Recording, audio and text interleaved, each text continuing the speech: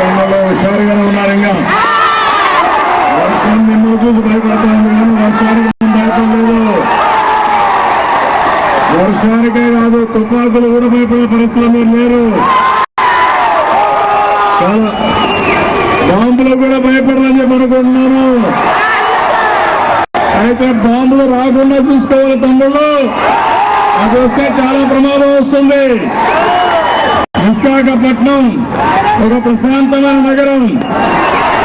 బాంబే తర్వాత విశాఖపట్నం దేశానికే ఒక ఆర్థిక రాజధానిగా తయారవుతుంది. ఈరోజు మోడీ గారి ప్రసంగం మీరు విన్నారు.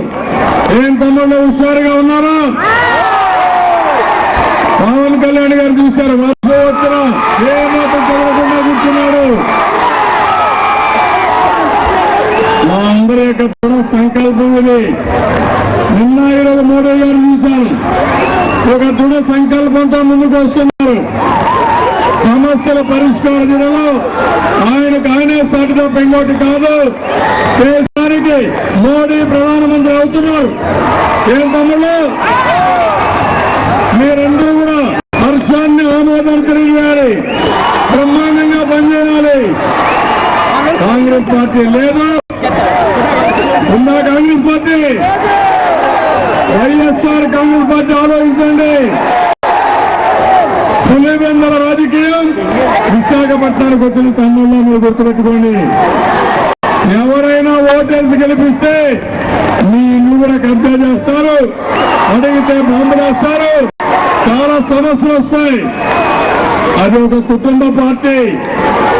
ఎంతమంది ఎంపీలు? ఇక్కడ ఒక ఎంపీ, ఒంగోలులో ఇంకొక ఎంపీ, అదే మరి పులివెందుల కడపలో ఎంపీ, అంతా వాళ్ళ కుటుంబమే.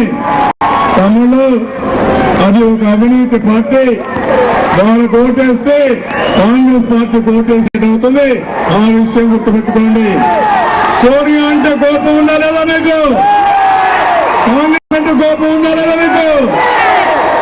అలాంటి కోపం ఉంటే వైఎస్ఆర్ కాంగ్రెస్ చేస్తే మీరు కాంగ్రెస్ ఓటేసినట్టే. మీ పొట్టగొట్టిన పార్టీ ఓటేస్తారా మీరు? ఈరోజు పవన్ కళ్యాణ్ ఒక మాట చెప్పారు. నేను వచ్చింది స్వచ్ఛందంగా వచ్చాను, సినిమా షూటింగ్ అవుతున్నాను, రాష్ట్రం కోసం దేశం కోసం వచ్చానని చెప్పారు.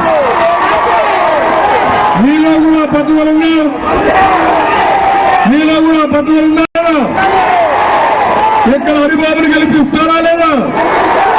గట్టిగా చెప్పండి. ఒక మంచి వ్యక్తి హరిబాబు గారు. ఆయన్ని విశాఖపట్నం ఎంపీగా గెలిపించాలి. పక్కన అవంతి శ్రీనివాస్ ఉన్నాడు అనకాపల్లి, ఆయన ఎంపీగా గెలిపించాలి. మిగిలిన వాళ్ళందరినీ ఎమ్మెల్యేలకు గెలిపించాలి.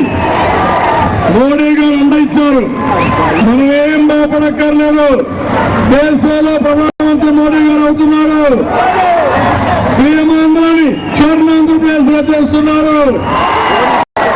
మేమిద్దరం కలిస్తే తమ్ముళ్ళు ఈ దేశంలో తప్పకుండా ప్రపంచంలోనే అగ్రదేశంగా పెడతాం ఈ దేశాన్ని. ఎంతో ఆనందం. వర్షం వచ్చింది. ఆ వర్షం కూడా మనం చూసి భయపడతా ఉంది. సంతోషం, శుభం కూడా. నాకు అనుమానం లేదు. ఈ సీట్లు ఇదే కాదు, విశాఖపట్నం అన్ని సీట్లు తెలుగుదేశం బీజేపీని గెలుస్తున్నాం.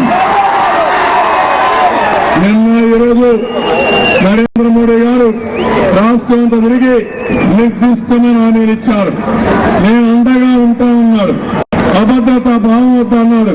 నీకు అన్యాయం జరిగింది ఒప్పుకున్నాడు. కాబట్టి సీమాంధ్రకు నేను అండగా ఉండి స్వర్ణాంధ్రప్రదేశ్ చేస్తాను. రాజధాని ఢిల్లీ కంటే మేటిగా చేస్తాను. అదే మరిగా హామీలను నెరవేరుస్తాను. సోషల్ స్టేటస్ ఇస్తాను. అదే మరి ఎడ్యుకేషన్ ఇన్స్టిట్యూషన్ పెడతాను. అన్ని హామీలు ఇచ్చారు. ఇప్పుడు మీ చేతుల్లో ఉంది.